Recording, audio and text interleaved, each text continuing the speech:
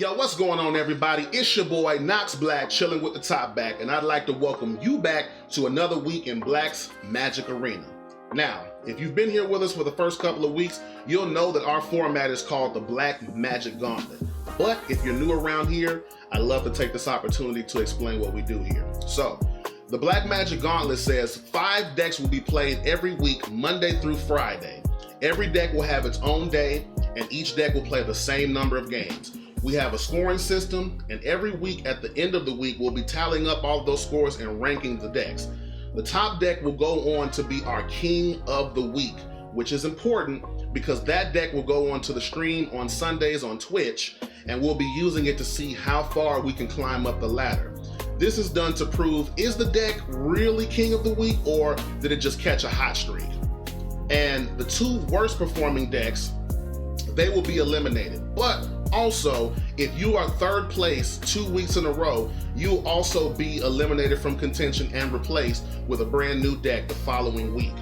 So this format is meant to create stakes, it's meant to create storylines, and honestly, it's meant to be an evolving thing. I love to make this a format that feels like everybody's format. You know, I love to take suggestions on it and do things to improve it, to make it better.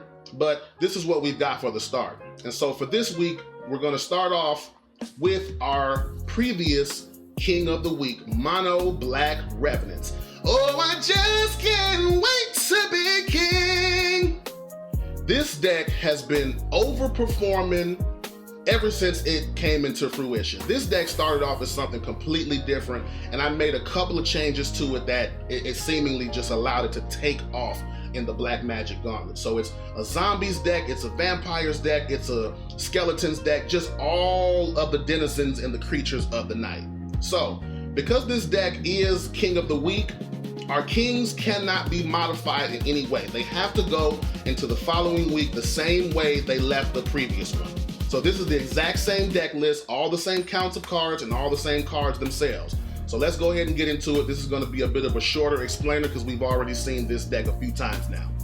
First up, we got Corrupted Convictions. This card is just to help us draw some cards. You draw 2 cards for 1 mana as long as we sacrifice a creature, which is no problem in this deck. A lot of these creatures want to die anyway, so this is just a very effective spell for us. Next up, 3 copies of Duress. This card helps us look into our opponent's hand and remove one non-creature, non-land card from it, which is just here to help us disrupt them early, either take them off some early removal to keep our aggression on the battlefield, or take an engine piece from them to help us push through our final amounts of damage. Next up, we've got 3 copies of Eaten Alive. This is another way for us to remove creatures or planeswalkers off the battlefield, but it also does more than kill them, it exiles them, which can keep them from coming back if they have abilities that would allow them to return to the battlefield after dying. So I'm thinking of cards like the Unstoppable Slasher, cards like the Enduring Tenacity, the Enduring cards from Bloomborough. This keeps them from being able to return to the battlefield. So just a very versatile removal option. Next up, we got 4 copies of Forsaken Miner. This is just a simple 2/2 zombie. It cannot block, but it's got a very good attack and defense rate for a 1 mana card, power and toughness. And whenever we commit a crime, remember, committing a crime is anything that we do that targets our opponent. So cards like Duress, cards like Eaten Alive that target our opponent specifically, gonna allow us to commit a crime. And whenever we do that with this card in the graveyard, we can pay 1 additional black mana and return this card from the graveyard to the battlefield, which makes this a perfect choice for both early and late game aggression because of how many times we can return this to the field with our cards like Corpses of the Lost on the field to boost its power. Next up, 3 copies of Tiny Bones the Pickpocket. We love this card, 1, because it has Death Touch and it trades with any creature that doesn't have some sort of evasion or indestructible, but also it has an ability that just allows us to freely target our opponent every time this card does combat damage to them. Now the target is, it allows us to cast a permanent card from their graveyard if we have enough mana to do so. But that's really not the reason we have this card. We just like the fact that it targets and therefore is able to trigger the abilities of our Forsaken Miner as well as the Geese of the Hellraiser, right? All right, so next up, 3 copies of Case of the Stash Skeletons, one of our main synergy cards for the skeletons. When this hits the battlefield, it's gonna make a 2/1 black skeleton creature token that has Suspect, and that means, Suspect means that it cannot block, and it also has an ability called Menace. And if you remember, Menace just means that this creature cannot be blocked by less than 2 creatures that our opponent has. So very pesky card to have to deal with. Next up, 4 copies of Nowhere to Run. This is an enchantment card that has flash, and whenever it enters the battlefield, a target creature our opponent controls gets -3/-3 until end of turn. Also, this gets around abilities like Hexproof and Ward. Those do not trigger when this card hits the battlefield. Those become null and void. So this helps us get around cards that have a bit of tricks to them, or people that are playing Rescue, Shard Mage's Rescue, or Shelter by Ghost, things of that nature. This card is going to be able to get around those types of cards very easily. Next up, we've got 4 copies of Corpses of the Lost, and this is the main aggression engine of the deck. This is what allows us to finish games late. So when it hits the battlefield, we create a 2/2 black skeleton creature token, and all of our skeletons get a +1/+0 and have haste. Haste simply means that they can attack as soon as they hit the battlefield. This card also has the ability that at the end of our turn, if we descended, and descend means if we had a permanent card leave the battlefield. So remember, permanent cards can be a creature, it can be a land, or it can be this card itself if it's destroyed. If any of our permanents leave the battlefield, we can pay 1 life to return this card from the battlefield to our hand, and that allows us to play it turn after turn after turn, really going for that strategy of maximum aggression. You guys know how much I love that. So next up, we've got 3 copies of the Death Baron. Now this is our first big anthem, which means that it boosts all of our skeletons and our zombies. They get a +1/+1 to their power and toughness, but they also get Death Touch, which makes them nightmare creatures to trade with. Our opponent is not often going to want to trade their bigger monsters for our smaller creatures that just happen to kill everything and have Death Touch. So this is just something that helps us push through a lot of extra damage and keeps us resilient in those mid to late game scenarios. Next up, we've got 3 copies of Preacher of the Schism. This Vampire Cleric is very important to the deck because it allows us also to stay resilient with either card draw or the ability to create 1/1s that have lifelink, blockers that have lifelink if we're down in games. This is just something that's going to help us stay alive and help us be able to swing those games back in our favor if the maximum aggression is not working early. And then our final creature is going to be Gisa the Hellraiser. This is the boss monster of the entire thing, and Gisa is a 5-mana card that has 4 power, 4 toughness, but it also has Ward, 2 mana, and pay 2 life, making this a very pesky thing to have to try to get rid of without sweepers. Single target removals are a lot less effective when it comes to Gisa. This also gives all of our skeletons and zombies a +1/+1, and they also have Menace. So remember, Menace means they can't be blocked by less than 2 creatures from our opponent. But the big ability this card has is that whenever we commit a crime, which we do quite a bit of in this deck, Gisa is going to create 2 blue and black zombie creature tokens. Now they do come in tapped, but with cards like the Corpses of the Lost on the field, it's going to allow us to be very aggressive on the following turn, and often this card's going to allow us to just finish out those games when we've got our opponents on the ropes. So looking at our land cards, we've got 2 copies of the Realm of Ko.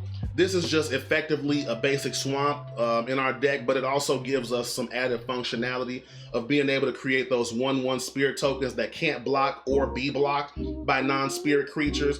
And this just helps us push through some extra damage if we need those 1 or 2 extra points there at the end of the game. It also helps if our opponent has been able to effectively answer all of our threats efficiently. So just helps us push through some extra damage. We've also got 20 basic swamps in the deck, and also 1 Cavern of Souls to help us in those counterspell matchups, help us be able to get our Gisa down, get our Death Baron down, even sometimes get the Preacher down if that's what we need. It just kind of depends on the deck. But outside of that, let's see if Mono-Black Revenants is ready to repeat as King of the Week, or if it just caught a hot streak for the week. So I will see you guys there. Are you guys ready for it? Say it with me, class. Maximum aggression. That's what we're going for today. Mono-Black Revenants is here to defend its crown. And we are going first, and if we get a third land, this is honestly pretty good. This is honestly pretty good. I know that if we get a third land is very sketch, but we're gonna take it because I don't think you can afford to get rid of a hand with this many threats. Let's start off the rest of the opponent and see what we're going up against. Looks like a nice little Badger Mole list, huh? At least we know they have two of them. We've got to get extremely aggressive pretty quickly. I do like the Corrupted Convictions there. That's going to allow us to hopefully get a third land drop if we don't draw it with this next turn, which would be amazing to draw this third land right now. Like, if we could draw this third land right now, we could genuinely start trying to take over this game. Gene Pollinator, okay. Another Gene Pollinator, very good. Empty out the hand of all your Gene Pollinators, and there's that third land. Now, do I play the Death Baron? I think so. I think I want to play the Death Baron to give everything Death Touch and force bad blocks. Or we could go Corpses of the Lost. We'll go Death Baron next turn. For now, maximum aggression. Because what else do they really have in their hand? It's just lands and Badger Moles, right? Which, don't get me wrong, is a problem. I'm not saying it as though it's not a problem. But they can't really do the big mana things that they want to do right now. So now I think we want to play the Death Baron to make these trades very unfavorable. Let's see what you got. They have nothing. Okay. Here we go. They're not really going to want to be attacking.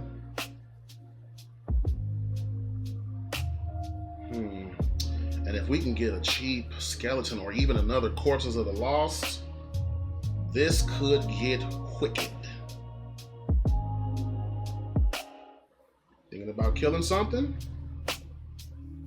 Are you thinking about killing something? How about it? Oh, Doppelgang. You just happen to draw a Doppelgang? You just happen to top deck a Doppelgang? Seriously? That is actually insane. That is actually insane. You just happen to top deck the Doppelgang like that. How absolutely incredible is that? That's absolutely wicked. Well, GG's. Hey, it's nothing you can do to a top deck like that. That was absolutely the top deck of the century, so I can't be upset about that. We go ahead and we move on.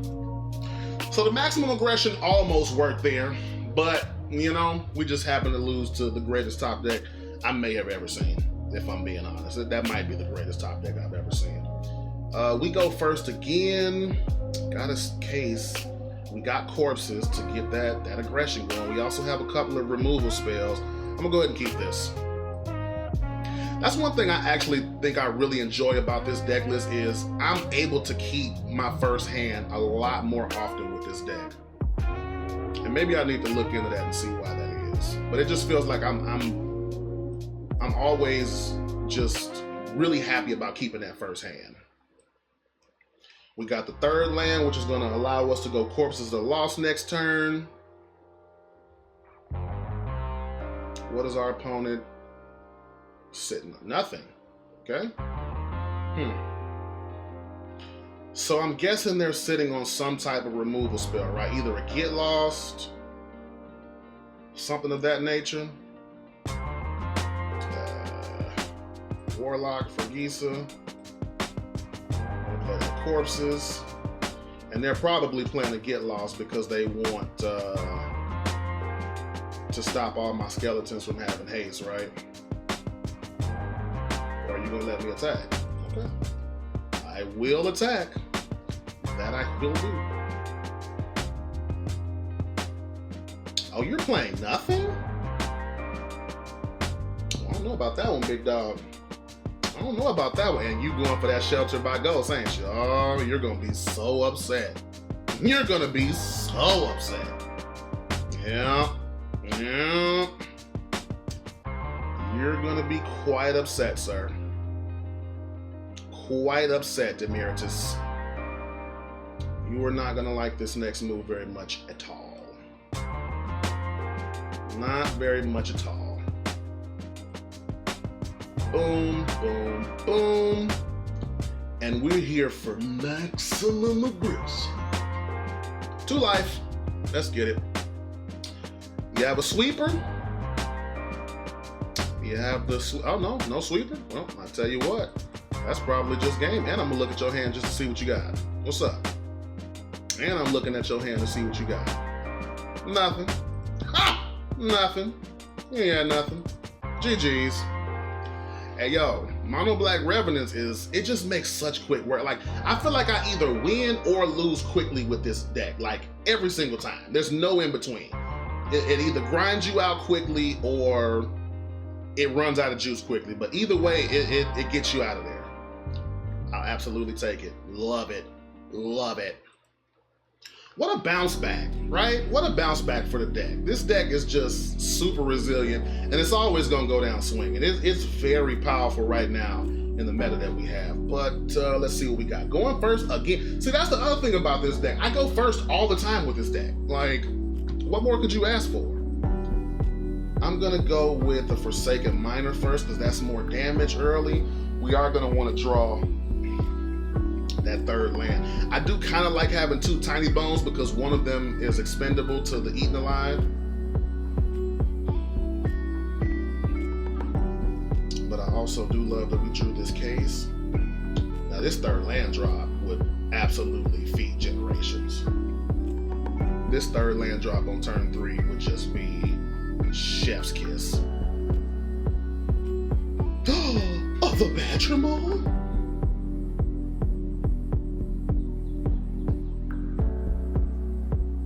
A second Badger Mole? Not really a surprise. But it's gonna die. I'm just gonna do this because I'm pretty sure they're not gonna block, right? Man, we're just gonna do this now. I'm pretty sure they're just not gonna block. So let's go ahead and do that. Get that out of there.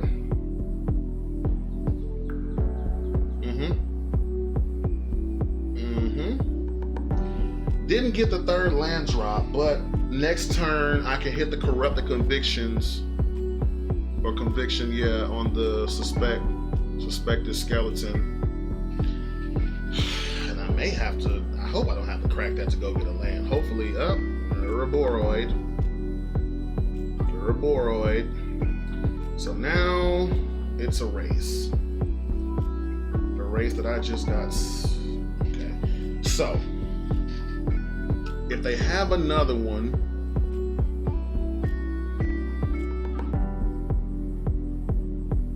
they'll have 3 creatures. 3, 6, 9, 4, 8.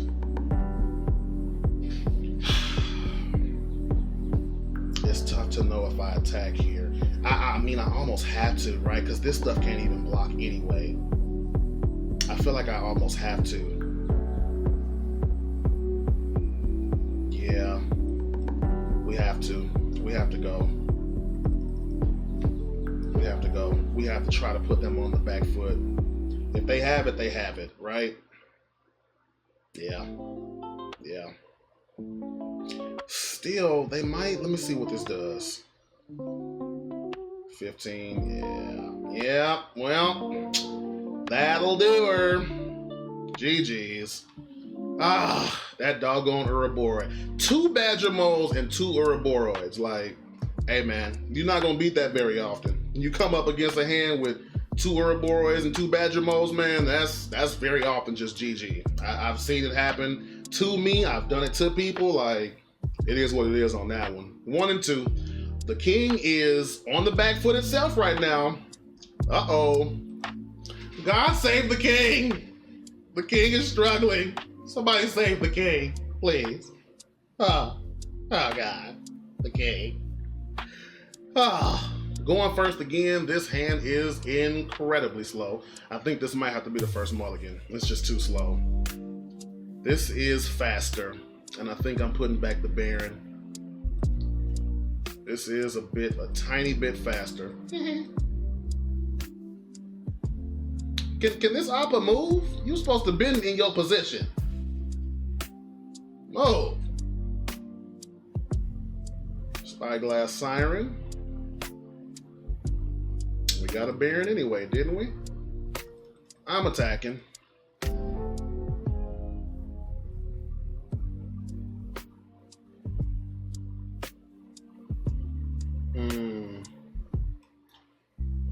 I'd rather not. Okay. Corpses of the Lost. 2 of them, you say? Now, are they playing counter magic? Probably. So maybe we go Preacher of the Schism first. Yeah. We also got to be concerned about Kaido this next turn, don't we? Because that's what I'm pretty sure is just happening here. It's just going to be Kaido, right?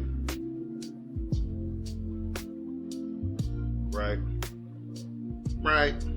Yeah. It's just going to be Kaito. Makes sense to me. Makes sense to me.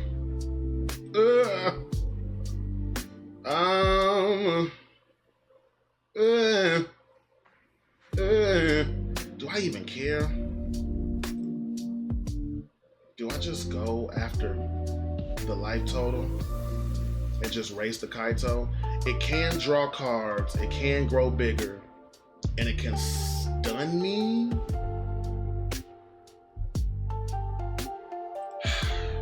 I may regret this, guys, but you know me, and you know I'm going maximum aggression. There's something cathartic about doing that, if I'm being honest. If we draw a land, this could be good. This could be really good. Okay, tragic trajectory, sure. So essentially, we're just playing against the deck that I played last week that did absolutely nothing for me. So that's great. Didn't get the land. I'm gonna play this just because I think there's a chance. Okay, so no counter spell. But the Flood Pitch Drowner is coming down, yeah. Uh-oh.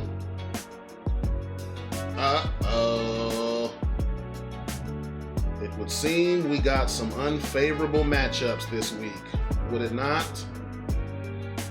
And this just happens to be a very unfavorable matchup for us.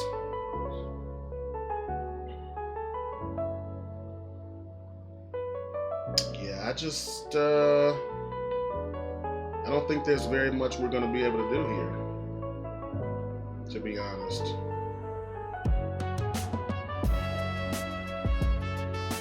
You're late. Loved you earlier. Just lands, yeah.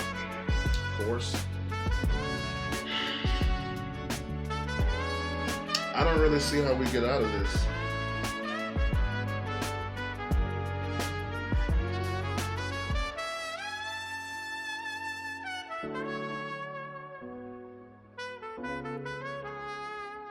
Because we would have to use one of these to block the Kaido. If they draw any kind of removal, we're done. And then we would have to use this to go get... And we would need a third land to even make it happen. And then we still can't answer the flyer. And then he just stuns this. Yeah, this game's over. He just stuns that and then the game is over. Alright, well, that's too bad, man. This does not seem to be the week for Mono-Black. So, Unfortunately, it looks as though this is going to be down in the dumps, man. 1-3 to kick off the week is not what we were hoping for here, but we're going to go ahead and check out the standings. So let's go ahead to the spreadsheet and see what we got. So checking out the standings for this week, we kicked off with our previous King of the Week. And I got to be honest, it is not looking good for Mono-Black Revenants this week. Could you go from being King of the Week to potentially eliminated?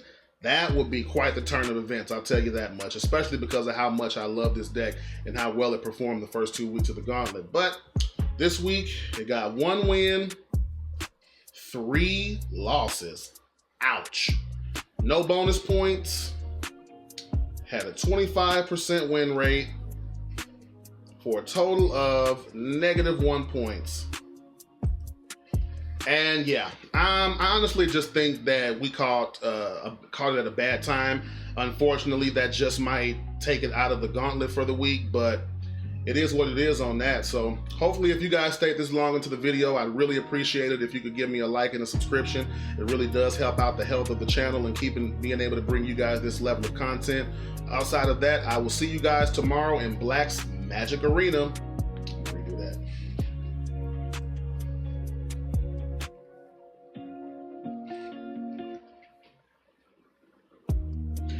And so looking at these standings for the week, our previous king, Mono-Black Revenants, goes from being second place to King of the Week to potentially eliminated in week 3 after the performance that it had today. And that's actually a little bit disappointing because this was one of my favorite decks.